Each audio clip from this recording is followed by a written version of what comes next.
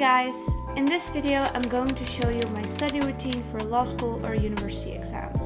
I'm going to show you all the steps that I like to take whenever I'm preparing myself for exams and having a die-hard study day.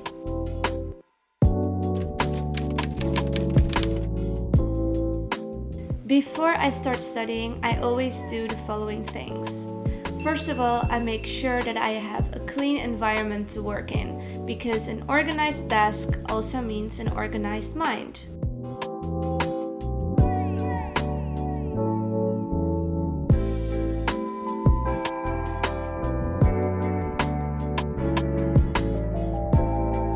Then I also like to have something to drink or to eat while I'm studying, and I usually drink some latte or other types of coffee and a nice snack. And here I'm just cutting up some fruits and adding some cinnamon and some almond butter. And I know it maybe seems like a strange combination, but I actually really like it.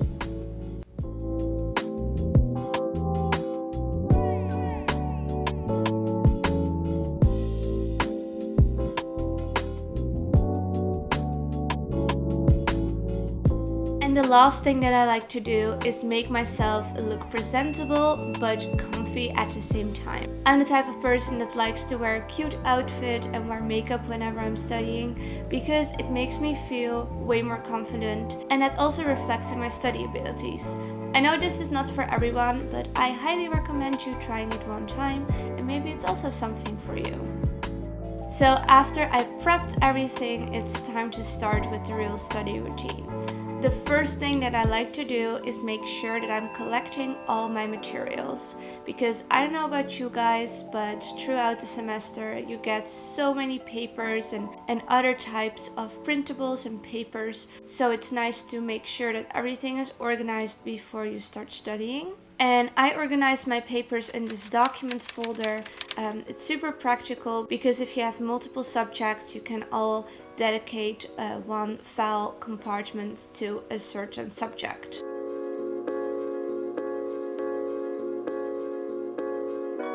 What I then like to do is organize all my notes. To write my notes, I always use the Supplied by Lily spiral notebook because it's super practical and also looks very pretty, because it has a specific area where you can write the course and also the date. And after that, I like to take my notes out of my notebook and then use the little square in the middle to number all the pages, so I have everything organized in the right chronological order.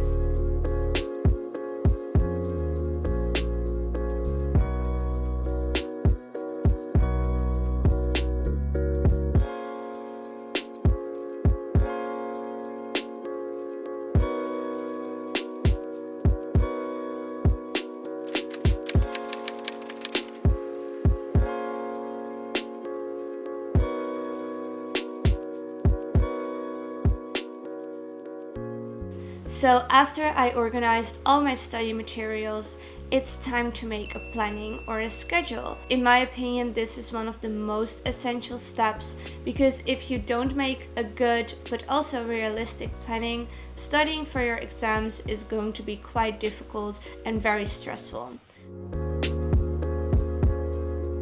I use my Supplied by Lily student desk planner in the luxurious marble print to do this, and I've been using this method now for 2 years. It has a yearly, monthly and weekly overview. I've created this student desk planner myself, but I can honestly say that it is, in my opinion, the best planner if you're studying in college or university or in law school that I've ever tried.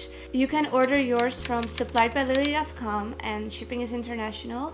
And I also have a limited discount code for 15% off any of the planners that I'll put in the description box down below. Also, if you would be interested in seeing how I plan, give this video a thumbs up and I will make a video about how I make my schedules and plannings. After I'm done with my planning, it's time to start studying. The first thing that I like to do is turn off the notifications on my phone and also on my laptop, so I don't get disturbed by any of the messages my friends are sending or any of your comments that I love to read.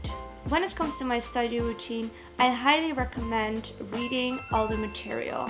I know this is quite difficult, especially because we have so little time and so much to do, but I really try to keep up with my reading, so when the real exam prep comes, I at least have read everything already once. Also make sure that you not only read the book, but also the handouts. Another thing that's very important to focus on are your notes. Now, I am a very visual person and I like everything to be very pretty and organized because it makes me remember everything better as well. But I'm also making notes on my laptop, especially if I'm in a course where a professor talks very fast. Sometimes I can't keep up with my writing and I like to make my notes on my laptop. For me personally, I like to use both methods, because if I write things down, I remember them better, but if I type my notes are a little bit more comprehensive. Another thing that's very important to look at is the PowerPoint. Now, I know not every professor uses PowerPoints, but if they do, it's very nice to look at the PowerPoint while doing the reading, because that way you can see what the professor emphasizes and finds important in the reading, and then you can make sure you emphasize that when you're reading as well. So after I've done all the reading, and that means the book, the handouts, my notes, and also the PowerPoints, I like to make an outline or a summary. I prefer to write my outline because that way, again, I remember everything. Also, I enjoy making my outlines look visually pretty and I connect colors to certain terms. So that's why I have super colorful notes.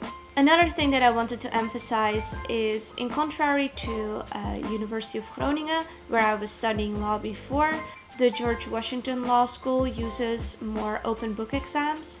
So that means that you can bring every note, every book, every outline that you want to the exam. In those cases, if you have an open book exam, I recommend making a digital outline instead of only a written outline.